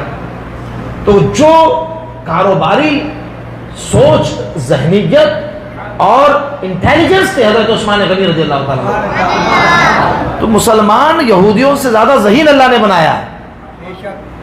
یہ غلط سوچ ہے کہ ہمارے بہت ذہین ہے, ان کا ذہن خرافاتوں میں دیکھ لو, اتنا چلتا ہے, بہت چلتا ہے, لیکن غلط جگہ لگایا ہوا ہے. تو اس کا پوزیٹیو استعمال کرو آپ, اپنے انٹیلیجنس کا, اپنے ذہانت کا, اپنے فطانت کا. اللہ نے جو صلاحیتیں دی ہے وہ کسی کو نہیں دی, آپ یقین جانیے. جو بچے ہمارے پڑھتے ہیں وہ کہاں کہاں نہیں نکل جاتے ہیں الحمدللہ. تو پڑھیے, ترقی کیجیے. تو حضرت عثمان غنی رضی اللہ تعالیٰ عنہ نے ڈیل کی. اس کے بعد میں اس نے کہا کہ بھائی اور 25 دے کر کے پورا ہی لے لو. تو کہا کہ اب 25 کیا دینا ہے مجھے, نہیں سمجھے, ہمارا کام تو ہو گیا ہمارا 25 میں. تو 10,000 میں مان گیا. پہلے والا آدھا 25 میں اور دوسرا والا آدھا 10,000 میں. کہا کہ 10,000 دوں گا, پورا دے. اس نے کہا کہ ٹھیک ہے یہ بھی نہیں آنے والے, آدھے کنویں کا مالک کہلاؤں گا لیکن میرا کوئی فائدہ نہیں ہے, پورا کنواں دے. اللہ کے رسول خوش ہوئے اور حضرت عثمان کو جنت کی خوشخبری سنا. آج تک جو ہے وہ جاری ہے کنواں. ثواب کا تو اندازہ لگائیں نا, سبحان اللہ بولے نا, سبحان اللہ. جیش عسرا میں تو روایتوں میں یہ آیا ہے کہ تقریباً 10,000 کا لشکر تھا, کہ تقریباً نصف لشکر کا انتظام تنہا حضرت عثمان نے فرمایا تھا. اس لیے ان کو عثمان غنی کہتے ہیں. کیا کہتے ہیں؟ عثمان غنی. عثمان غنی. میمن کی بڑیاں دعائیں دیتی ہے, اللہ دے وے تو عثمان غنی کے خزانوں وچ دے وے, یہ دے وے ادھر سے دے وے. ہاں یعنی دل بھی ویسا ہونا چاہیے. اور آپ یقین مانیے کہ اللہ نے دل دیا ہے ان کو. ہاں ماشاء اللہ بولیے سبحان اللہ. ہمارے لوگ دیتے ہیں الحمدللہ, اللہ کا کرم ہے, لیکن اللہ نے میمنوں کو خاص دل دیا. یہ جو حق ہے اس کا احترام کرنا چاہیے. دین کے کام میں بڑھ چڑھ کر کے حصہ لیتے ہیں, تو ان کی بزرگوں کی دعائیں ہیں. ایک اور چیز ہے بڑی اچھی, وہ ہے کہ وہ ماں باپ کا بڑا احترام کرتے ہیں, بڑا احترام. پوری قوم میں آپ دیکھیے, تو ہمارے یہاں جو ہے وہ ماں باپ کی بے ادبی کرتے ہیں. ہمارے یہاں تھوڑا سا جوان ہوا نا تو دماغ اس کا گھومنے لگتا ہے, تو وہ پھر جھڑک کے بات کرے گا. ماں باپ جھڑکے گا, ڈانٹے گا, ارے سمجھ میں نہیں آ رہا کہ اتنی دیر سے بول رہا ہوں میں, یہ چل رہا ہوتا ہے. ذرا سا ہوش نہیں. بچوں کا بھی وہی حال ہوگا. آپ یہ چیز اس قوم میں نہیں پائیں گے. تو میمن جو ہے نا بڑا رسپیکٹ, اپنے ماں باپ کا بڑا ادب. گھر سے نکلے گا ہاتھ چوم کے نکلے گا, دعائیں. اچھے برے لوگ ہر جگہ ہوتے ہیں, لیکن جنرلی میں آپ کو بتا رہا ہوں, یہ اس لیے بتا رہا ہوں کہ آپ بھی ماں باپ کا احترام کرو، آپ کو بھی برکتیں ملیں۔ جی ہاں، جو شخص ماں باپ کے لیے دعا کرے نا دن رات ہر نماز کے بعد، اس کو کبھی رزق کی تنگی نہیں ہوتی۔ صرف آپ کو ایک دعا کرتے، رب ارحمہما کما ربیانی صغیرا، رب ارحمہما، اے پروردگار میرے والدین پہ ایسا رحم فرما جیسا انہوں نے بچپن میں مجھ پہ رحم۔ بس یہ دعا کریں آپ، اللہ تبارک و تعالیٰ آپ کو بے حساب رزق عطا فرمائے، آپ کو کبھی رزق کی پریشانی نہیں ہوگی۔ بولیے سبحان اللہ۔ لہٰذا اپنے بچوں کو ادب سکھائیے، اور ہم خود ادب کریں گے تو ہمارے بچے ہم سے سیکھ کے ادب کریں گے۔ ہم کو اپنے ماں باپ کا ادب کرنا ہے تو بچے ہمارا ادب کریں گے۔ What ever goes around comes around. ماں باپ کے سلسلے میں ایسے ہی ہے، آپ جو کچھ ماں باپ کے ساتھ کرو گے دنیا میں ایسی بھگت کے جاؤ گے۔ یہ یاد رکھیے گا، یہ حضور کی حدیث بھی ہے کہ جو آدمی دوسرے گناہ کرتا ہے اس کی سزا آخرت میں ہے، سوائے ماں باپ کے نافرمان اور ان کو تکلیف دینے والے۔ ماں باپ کو تکلیف دینے والا یہی سزا بھگتتا ہے، اس کے بعد آخرت کا عذاب الگ ہے۔ لہذا اپنی جوانی، اپنی طاقت، اپنی قوت، اپنے پاور دین کے لیے خرچ کرو، نیکیوں میں خرچ کرو۔ زیادہ طاقت آ گئی ہے تو 500 رکعت نماز پڑھو، 100 رکعت نماز پڑھو، دکھاؤ پہلوانی اس میں، ٹھیک ہے؟ صرف ٹائٹ جینز پہن کے اور ٹائٹ ٹی شرٹ پہن کے اکڑ کے مت چلیے، زمین پر اکڑ کے چلنا حرام ہے۔ ہاں، آپ پہلوان ہو تو دین کے لیے خدمت کرو، دین کی خدمت کرو۔ عزیزان محترم، حضرت عثمان نے ایک اور موقع پہ جنت خریدی، مسجد نبوی کی توسیع کا معاملہ، ایکسٹینشن کا۔ رسول اللہ صلی اللہ علیہ وسلم نے فرمایا کہ اس کو جو ایکسٹینڈ کر دے، جو زمین خرید کے دے دے، اس کے لیے میں جنت کی بشارت دوں۔ یہ حضرت عثمان غنی رضی اللہ تعالیٰ عنہ ہے، لوگوں کو مہنگا ترین کھانا کھلاتے، مہمان آتا تو اس کی پر تکلف ضیافت کرتے، لیکن خود سوکھی روٹی اور زیتون کا تیل کھاتے، خود کے لیے نہیں، خود کے لیے نہیں، سب دوسرے کے۔ مسلمانوں کی خیر خواہی، اتنا مال اللہ نے عطا فرمایا تھا، اتنا مال اللہ نے عطا فرمایا تھا، سبحان اللہ۔ ایک مرتبہ سخت قحط پڑا مدینہ طیبہ میں، آپ کا مال آیا ملک شام سے، سینکڑوں اونٹوں پر لدا ہوا۔ اب جو وہاں پر یہ تھے یہودی سب وہاں آ گئے، وہ کاروبار کرنے کے لیے، کہا کہ مال آیا آپ کا، ہم آپ سے مال خرید لیتے ہیں۔ قحط کا زمانہ تھا تو پروفٹ زیادہ ہوتا ہے۔ ابھی ٹماٹر کا حال آپ دیکھ ہی رہے، باؤنسر لگانے پڑ رہے ہیں سیکیورٹی کے لیے، سمجھے؟ یہ حالت ہے۔ اب جناب والا، اچھا ٹماٹر میں بول رہا ہی مسئلہ ہے آج کل نا تھوڑا سا۔ حضرت عثمان غنی کے پاس جب وہ پہنچے، ایسے موقع پہ فائدہ کمایا جاتا ہے، کئی گنا ملتا ہے، تو وہ آئے تو کہا کہ ڈیل کر لو، سارے اونٹ، کہا کہ سارے اونٹ خرید لیں۔ کہا کہ کتنا پروفٹ دیں گے؟ تو کہا کہ دگنا دیں گے، جتنا مال ہے اس کا دگنا۔ کتنا خرچ کیا آپ نے؟ کتنا مال لگا؟ کتنے کا مال ہے؟ پرائز لگائیے۔ تو کہا کہ نہیں، دگنے پہ نہیں، کہا اس سے زیادہ چاہیے، 3 گنا، 4 گنا، 5 گنا۔ آپ نے 7-8 گنا تک ان لوگوں نے مانگا، منع کر دیا۔ تو اس کے بعد وہ بھی حیران ہو گئے، اور انہوں نے کہا کہ بھائی اس سے زیادہ پروفٹ تجھے کون دے گا؟ کہا کہ میں نے ایک ڈیل کی ہوئی ہے جو اس سے زیادہ پروفٹ مل جائے گا۔ کہا ایک ڈیل کی ہوئی ہے، کہا کہ کون دے گا؟ حضرت عثمان نے فرمایا میرا پروردگار مجھے ایک کے بدلے 700 عطا فرمائے گا۔ یہ سارا مال میں نے مسلمانوں کے لیے وقف کر دیا ہے، سارا مال مسلمانوں کے لیے ہے، سب فی سبیل اللہ ہے۔ مسلمان آئیں اور اپنے برتن بھر بھر کے جو جتنا لے جا سکتا ہے اپنے گھروں میں لے کر کے جائیں۔ قحط کا زمانہ ہے، یہ حضرت عثمان غنی کی سخاوت ہے۔ اللہ اکبر، وہ ایسے ہی نوازتے تھے، وہ ایسی عطا فرماتے تھے، وہ ایسی سخاوت ایسی تھی حضرت عثمان ذوالنورین رضی اللہ تعالیٰ عنہ کی۔ اللہ اکبر، شرم و حیا اپنی جگہ، سخاوت اپنی جگہ، کیا کوالٹیاں تھی، کیا کوالٹی تھی، بولیے سبحان اللہ۔ اور اسلام کی ترویج و اشاعت میں حضرت عثمان غنی رضی اللہ تعالیٰ عنہ کا بڑا اہم کردار ہے۔ ارے یہ رسول اللہ کا گلدستہ ہے بھائی، یہ صحابہ جو ہے یہ گلدستہ ہے۔ کوئی تحریک، کوئی تنظیم، کوئی موومنٹ صرف پہلوانوں سے نہیں چلتا، توجہ ہے آپ کی، صرف جنگجو بہادروں سے نہیں چلتی، صرف بھاگنے دوڑنے والوں سے نہیں چلتی۔ وہاں بھاگنے دوڑنے والوں کی بھی ضرورت ہوتی ہے، وہاں پیسے لگانے والوں کی بھی ضرورت ہوتی ہے، وہاں ماؤتھ اور وربل جو ہے وہ ایڈورٹائزمنٹ کرنے والے مبلغین کی بھی ضرورت ہوتی ہے. ہر بندے کا اپنا اپنا کام ہے اور اللہ نے ہر کام کے لیے الگ الگ بندے بنائے ہیں. بولیے سبحان اللہ. اب یہ رافضی یہ تان کرتے ہیں حضرت مولا علی رضی اللہ تعالی عنہ کے کارناموں کو سامنے رکھ کر کے. ہم نے کہا کہ نہیں، ان کے کارنامے سراکوں پر ہیں. مولا علی مشکل کشا کے کارنامے سبحان اللہ، وہ تو شیر یزدان شاہ مردہ ہے. ان کی قوت پروردگار کا جواب نہیں ہے، ان کی شجاعت کا جواب نہیں ہے. لیکن یار کروڑوں روپے ادھر دولت بھی تو ہے نا. جس طرح مین پاور اور پاور کی ضرورت ہے، اس طرح آدمی کو فائنینشیل پاور کی بھی تو ضرورت ہے.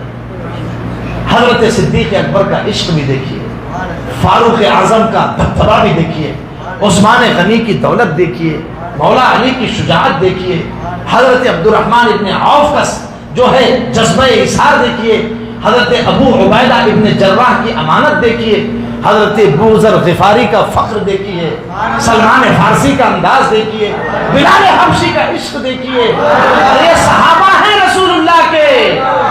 یہ کون ہیں؟ یہ صحابہ ہیں. ان سب سے محبت کرو، دل آپ کا نور سے جگمگا اٹھے گا. یہ وہ لوگ ہیں. نبی اکرم صلی اللہ علیہ وسلم نے پہلی جنگ کے موقع جب جنگ بدر کا موقع تھا، رسول اللہ صلی اللہ تعالی علیہ وسلم اعلان فرمانے کہ اب جنگ سر پر آن پڑی ہے. مہاجرین کھڑے ہو گئے، کہا یا رسول اللہ، وہ تو باہر تو جنگجو پہلوان تھے، سارے جنگجو مرد مجاہد سب تیار تھے. رسول اللہ صلی اللہ تعالی وسلم انصار کی طرف توجہ فرما رہے تھے. حضرت سعد بن معاذ کھڑے ہوئے، کہا یا رسول اللہ، آپ ہم سے جواب چاہتے ہیں، میں نے آپ کا انداز دیکھ لیا ہے. کہا یا رسول اللہ، آپ جس سے چاہے جوڑیں، ہم آپ کے ساتھ میں ہیں. جس سے چاہے قطع تعلق کریں، ہم آپ کے ساتھ ہیں. عاد من شیتا و سالم من شیتا، جس سے چاہے صلح کیجئے، ہم آپ کے ساتھ ہیں. جس سے چاہے آپ جنگ کا اعلان کیجئے، ہم آپ کے ساتھ ہیں. یہ ہے حضرت انصار و مہاجرین صحابہ کرام کا کردار. حضرت عثمان غنی ان کے سرخیل اور سردار، ان کے ایثار کا کون اندازہ لگا سکتا ہے. رفیقان محترم، حضرت عثمان غنی رضی اللہ تعالیٰ عنہ پر لوگ طرح طرح کی الزامات لگاتے ہیں، بکواس کرتے ہیں، یہودی کہتے ہیں معاذ اللہ، مرتد کہتے ہیں معاذ اللہ. ایک لکھا ہے کتابوں میں انہوں نے، امام اعظم ابو حنیفہ رضی اللہ تعالیٰ عنہ کے زمانے میں ایک ایسی دریدہ دہن تھا، رئیس تھا. تو آپ کو جب پتا چلا کہ حضرت عثمان غنی کی شان میں بے ادبی کرتا ہے اور یہ کہتا ہے کہ معاذ اللہ وہ یہودی تھے، تو آپ اس کے یہاں گئے اور جانے کے بعد میں کہا کہ بھائی سنا تیری بیٹی جوان ہے. تو کہا کہ ہاں بیٹی جوان ہے. کہا ایک رشتہ لے کر آیا. لڑکا بڑا خوبصورت ہے، کماؤ پوت ہے، پیسے والا ہے، بڑا ویل مینرڈ، ویل ڈریسڈ، اچھی گفتگو کرنے والا، فصیح و بلیغ، ساری خوبصورت ہے، ساری کوالٹیاں اس کے اندر. ایک پرابلم ہے تھوڑا سا. کہا کہ بھائی اتنا اچھا رشتہ لائے، فرمائیے. تو کہا کہ ایک کمی ہے، وہ یہودی ہے. تو گرم ہو گیا، غصہ ہو گیا. تو کہا کہ آپ میری بیٹی کے لیے یہودی کا رشتہ لائیں. آپ کے بقول تو رسول اللہ نے اپنی دو بیٹیاں یہودی کو دی ہوئی تھی، تو آپ اپنی ایک بیٹی یہودی کو کیوں نہیں دے سکتے؟ نہیں سمجھے؟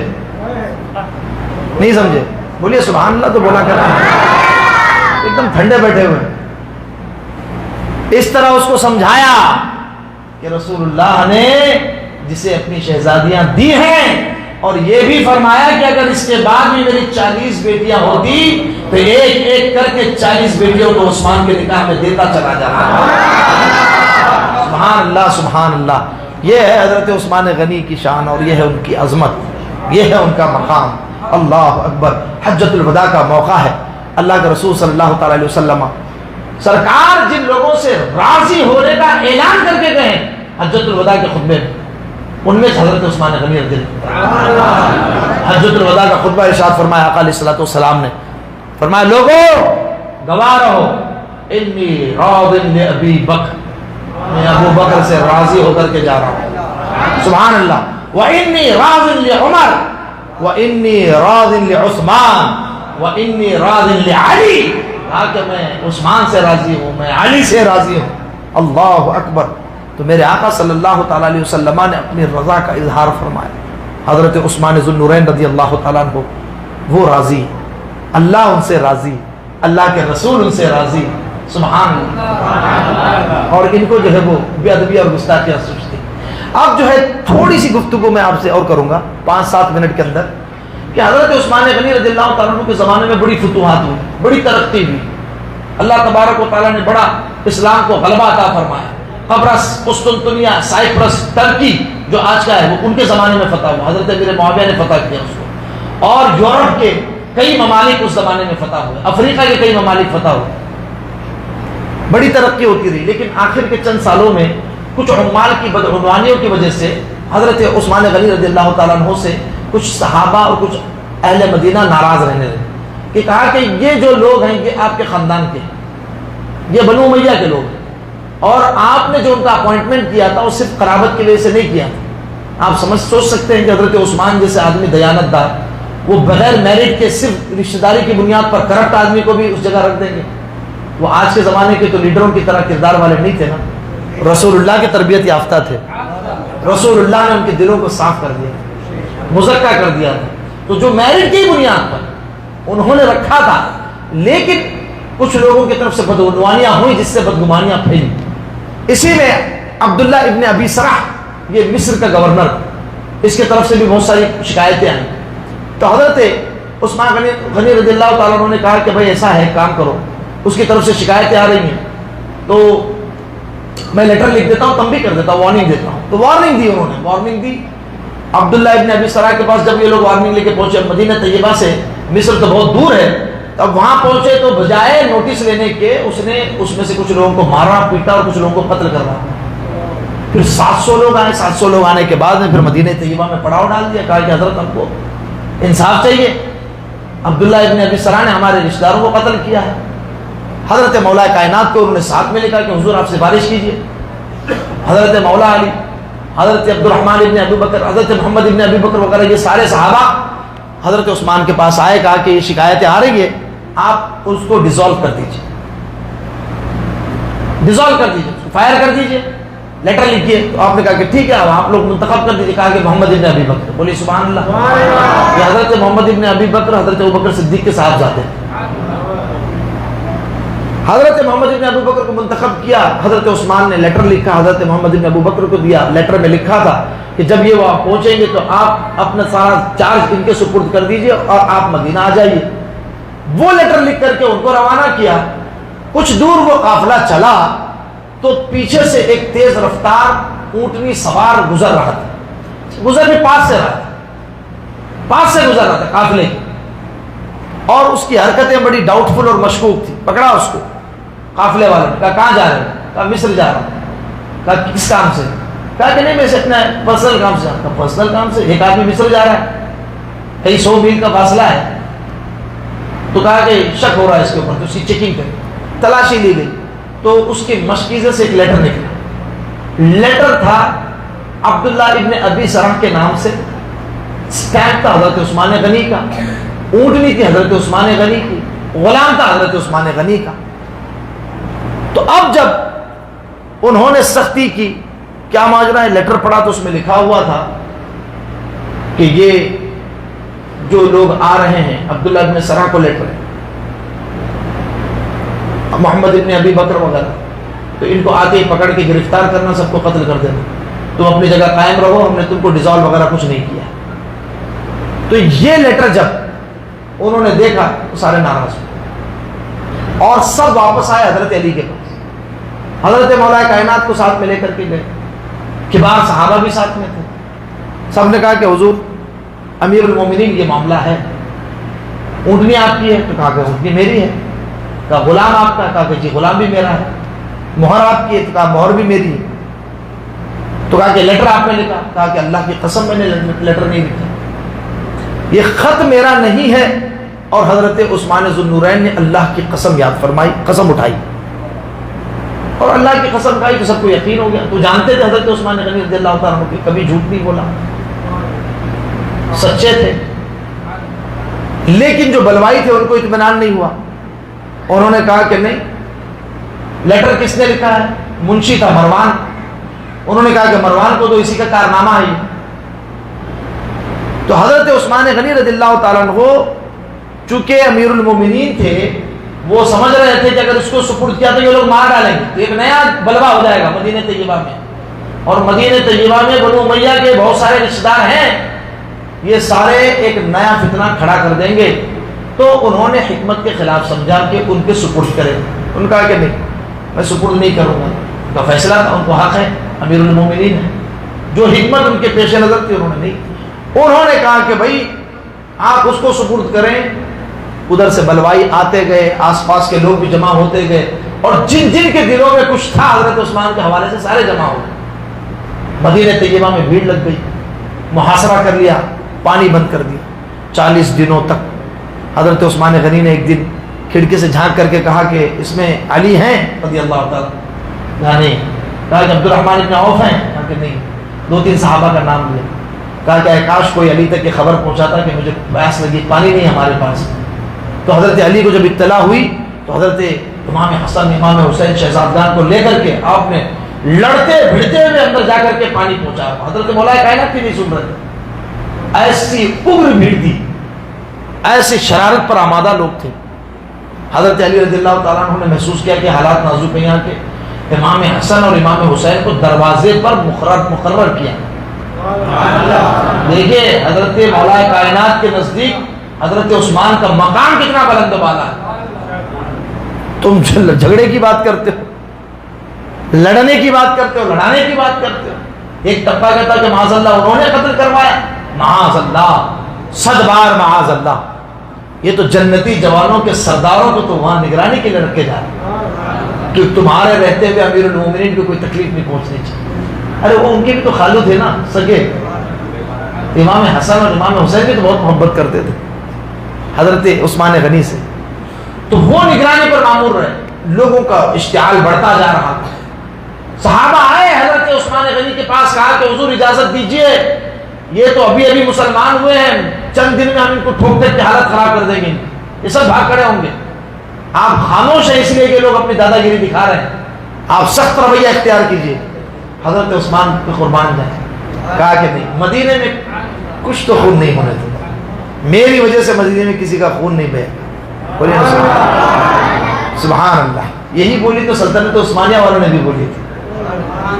انہوں نے بھی کہا کہ ہم مدینے میں کچھ تو خون نہیں ہونے دیں گے، خون ریزی نہیں ہونے دیں گے، ہمارا نقصان ہو جائے چلے گا، ہماری جان چلے جائے۔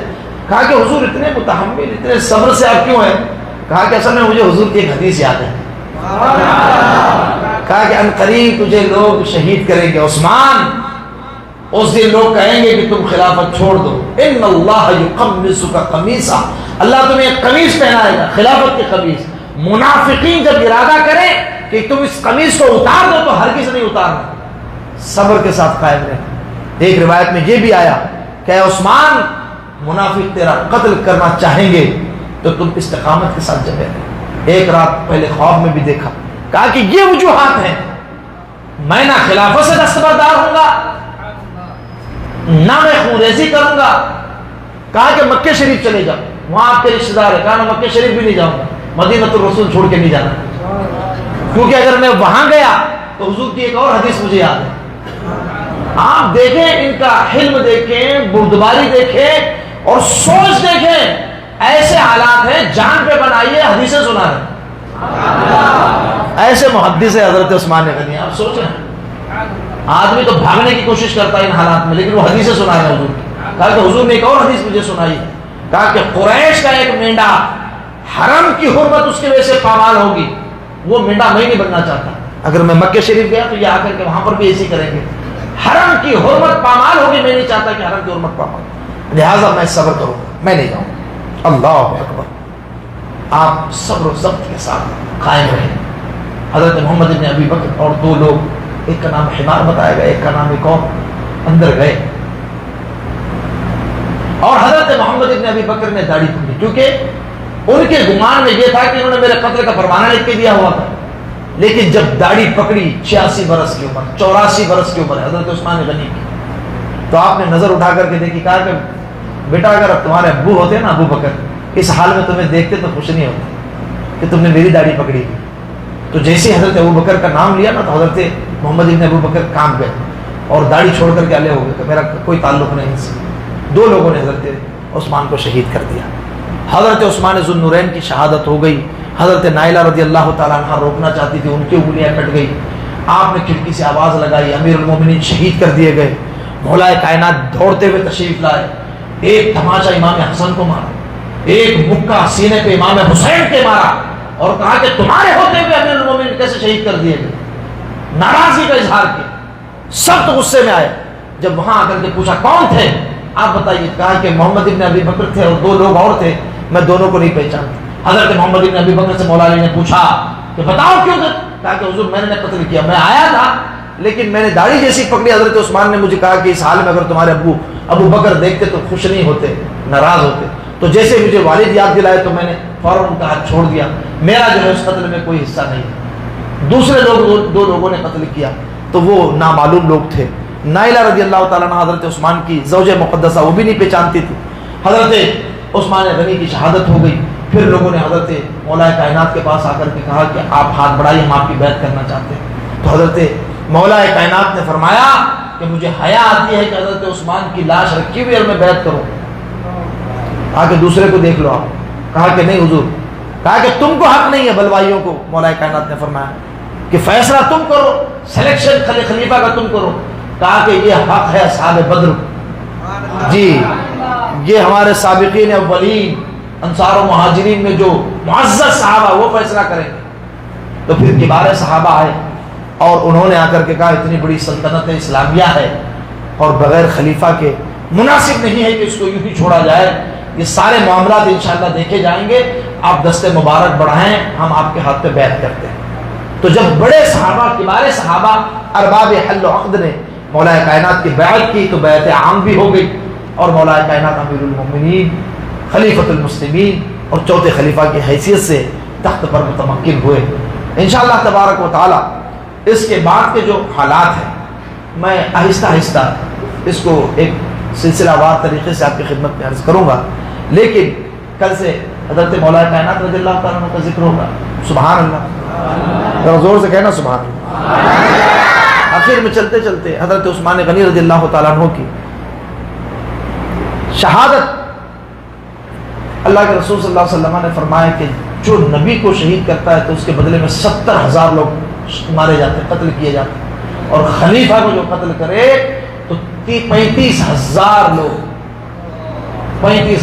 اب قتل ہوں گے.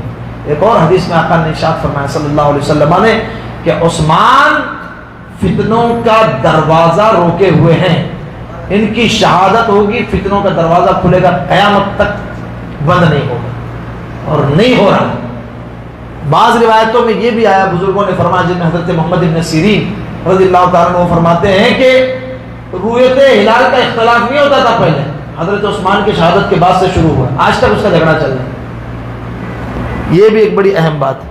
یہ چاند کا, یہ ہر سال رمضان میں تو ہوتا ہی ہے, عید کے چاند کا, رمضان کے چاند کا, شوال کے چاند کا یہ ہوتا ہے. سب سے پہلی مرتبہ حضرت عثمان کی شہادت کی بات شروع ہو, فتنوں کا دروازہ کھلا, اور اس کے بعد سے فتنے ہیں کہ ختم نہیں ہو رہے, ہر روز نیا فتنہ, ہر روز نیا فتنہ. اللہ اکبر. حضرت عثمان غنی رضی اللہ تعالیٰ عنہ, اللہ تبارک و تعالیٰ کروڑ ان کے درجات بلند فرمائے, ان کی خدمات دینیہ کو پروردگار عالم مزید پروردگار عالم شرف قبولیت عطا فرمائے, اور ان کے صدقے میں ہماری مغفرت فرمائے, بخشش فرمائے. اقول قولی ھذا واستغفر اللہ لی ولکم ولسائر المؤمنین. الحمد للہ علی ما اصبت واستغفر اللہ علی ما اخطأت. والسلام علیکم ورحمۃ اللہ تعالی وبرکاتہ. صلاۃ والسلام